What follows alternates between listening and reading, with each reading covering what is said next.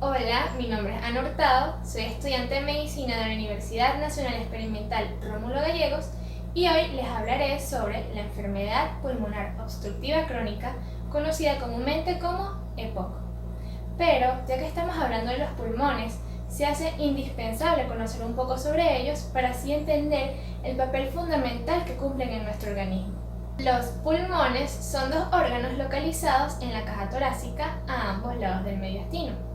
Estos presentan tres caras, una base y un vértice, pero no poseen el mismo tamaño. El pulmón derecho es un poco más grande y tiene tres lóbulos, el superior, medio e inferior, mientras que el izquierdo solo dos, el superior e inferior.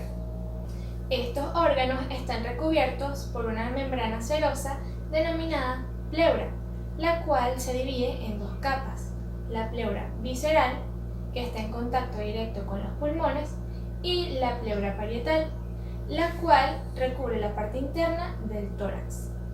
Los pulmones, como parte fundamental del sistema respiratorio, están formados por conductos que se van haciendo cada vez más estrechos hasta llegar a su unidad funcional, los alvéolos, lugar donde se realiza el intercambio de gases denominado hematosis.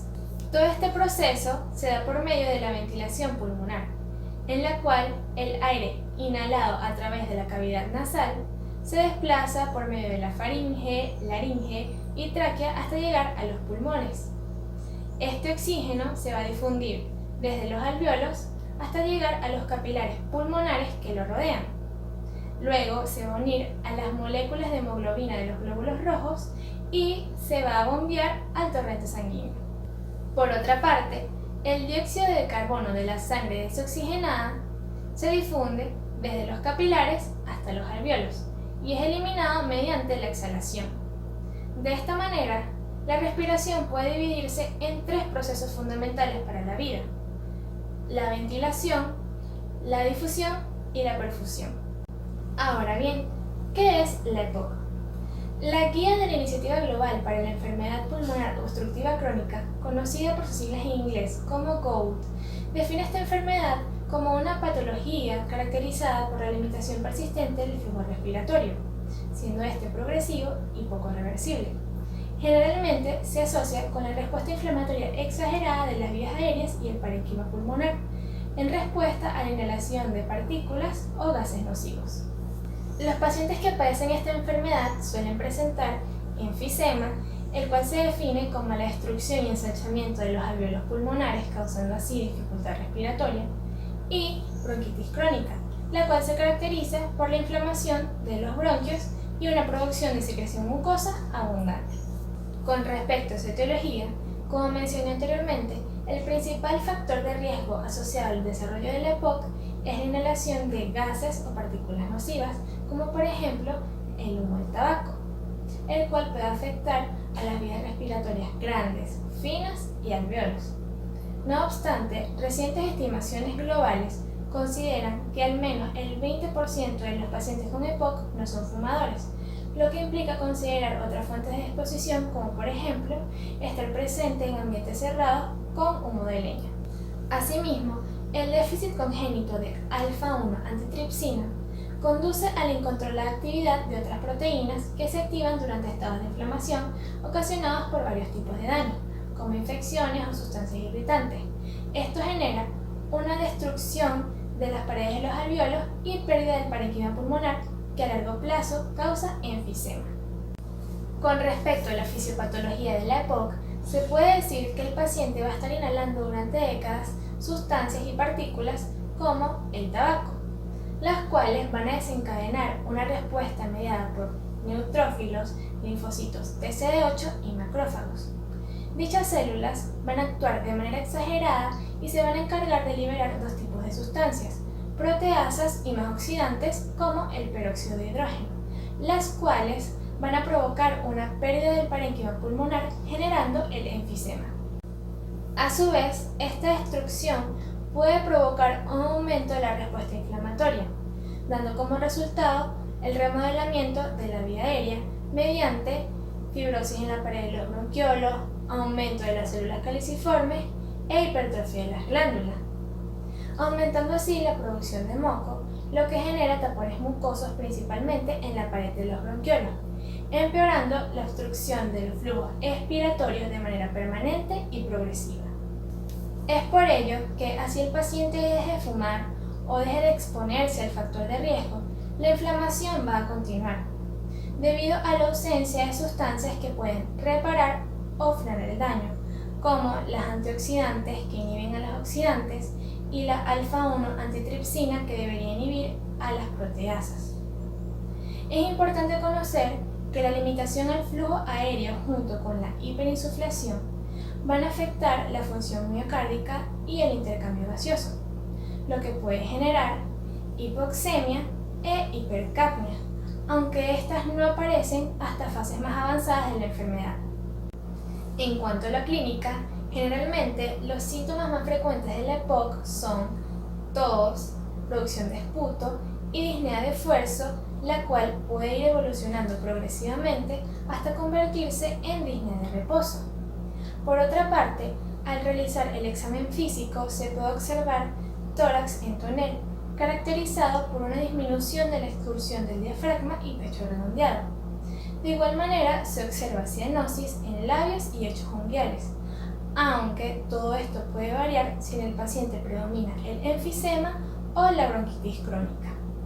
Por ejemplo, si en el paciente predomina el enfisema, este va a presentar esputo escaso y mucoso, disnea grave y un esfuerzo respiratorio intenso, mientras que el paciente con bronquitis crónica va a presentar esputo abundante y purulento, disnea leve y un esfuerzo respiratorio moderado. Ahora, con respecto a las exacerbaciones, estas son un signo importante del curso natural de la enfermedad. Son episodios que incluyen la intensificación de la tos y la disnea, así como también cambios dentro de las características y el volumen del esputo. En ocasiones se acompañan de otros síntomas como fiebre, mialgias o faringitis.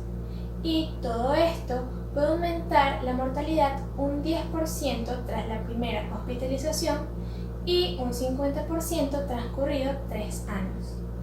Dentro de las complicaciones de la EPOC están las arritmias, conocidas como latidos cardíacos irregulares, neumonía, neumotórax, pérdida considerable de peso, osteoporosis e hipertensión pulmonar, que puede provocar cor pulmonale, siendo esta una alteración estructural y funcional del ventrículo derecho, que si no es tratada, genera insuficiencia cardíaca derecha.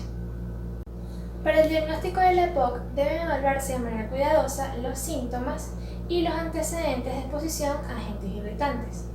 De igual manera, debe realizarse una exploración física y sugerir algunos exámenes paraclínicos como la espirometría forzada, radiografía de tórax y un examen de gasometría arterial, la cual va a medir la presión de oxígeno y dióxido de carbono en una muestra de sangre arterial.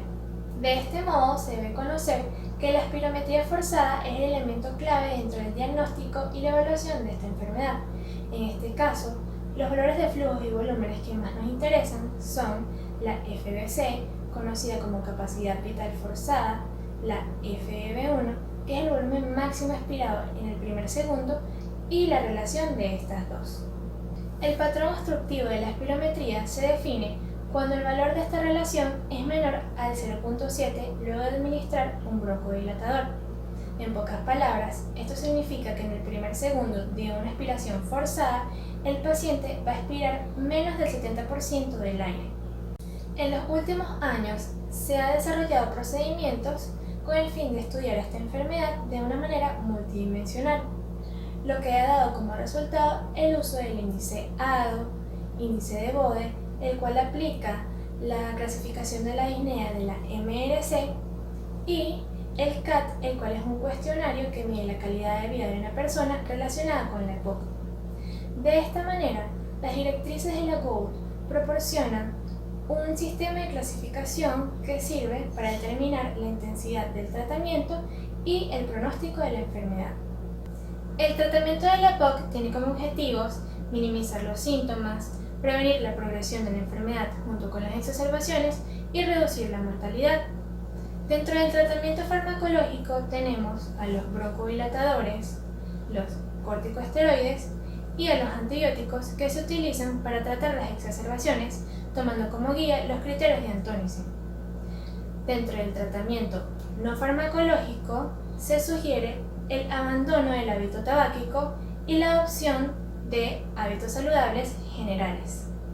En cuanto a la administración de oxígeno, esta debe realizarse de manera controlada para evitar una supresión del centro respiratorio, lo que puede llevar a una encefalopatía hipercápnica o parada respiratoria. Las recomendaciones actuales para indicar oxigenoterapia domiciliaria se recomienda en pacientes que presenten oxígeno en sangre arterial inferior a 55 milímetros de mercurio o entre 55 y 60 milímetros de mercurio si estos presentan poliglobulia, cardiopatía o insuficiencia cardíaca. Existen varias patologías que pueden confundirse con la EPOC, como por ejemplo el asma, ya que ambas son patologías prevalentes y presentan síntomas similares, pero debemos recordar que la causa principal del asma está dada por el contacto con alérgenos, mientras que en la EPOC se da por el tabaquismo.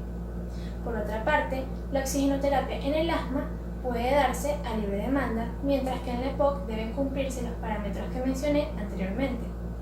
Este es un ejemplo de las tantas características que podemos encontrar para diferenciar ambas patologías y así identificarlas fácilmente.